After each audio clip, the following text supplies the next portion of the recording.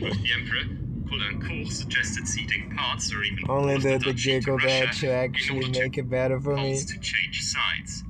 Meanwhile, he mobilized hundreds of thousands of soldiers on the Russian-Polish border and instructed his Minister of War, Mikhail Andreas Barclay de Tolly, to make plans for an advance into the Duchy of Warsaw. Napoleon was determined to maintain his alliance with Russia and assured the Tsar that he had no intention of restoring a Polish kingdom.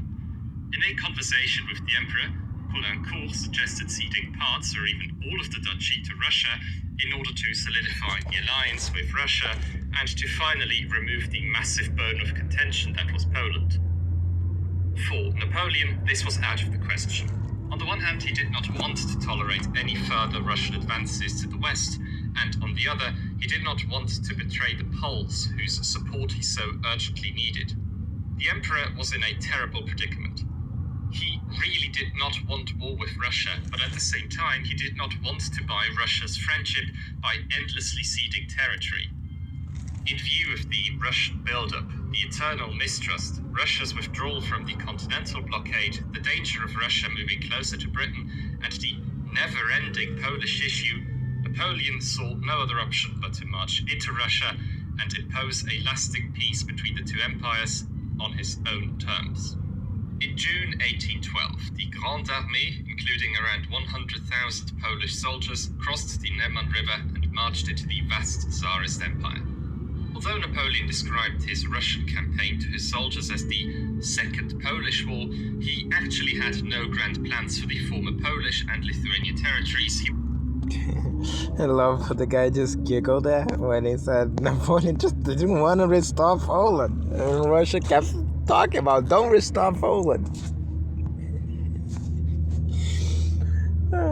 So, you have to take the funny side of history, and one of the easiest guys to do this is Alexander I. From this to later on you have the ministers from Great Britain and Austria just like, dude, he's a giant baby. And I think that they said in an official report, right? I don't quite remember, but I think that in an official report they said it's literally like dealing with a giant baby. And this is rare because, again, it's the 19th century by that point, but late 18th century diplomats. Everything written is written in a very, well, let's just say pompous, for lack of a better word, because the drugs are the me language. So, just a giant baby. Oh boy, you can imagine the plight of those guys. Again, no joke, this is the recording, the more recent one that they just tried to destroy.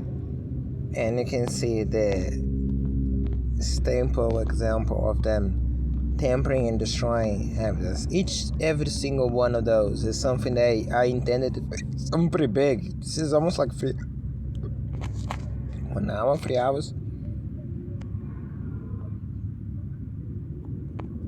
It doesn't say the time for me. I can check.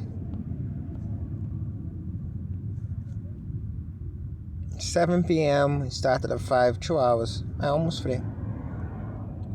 No, I'm on 2.5. Each and every single one. So, again, that's the guys expecting you. You take their word for it. Especially once in the morning today.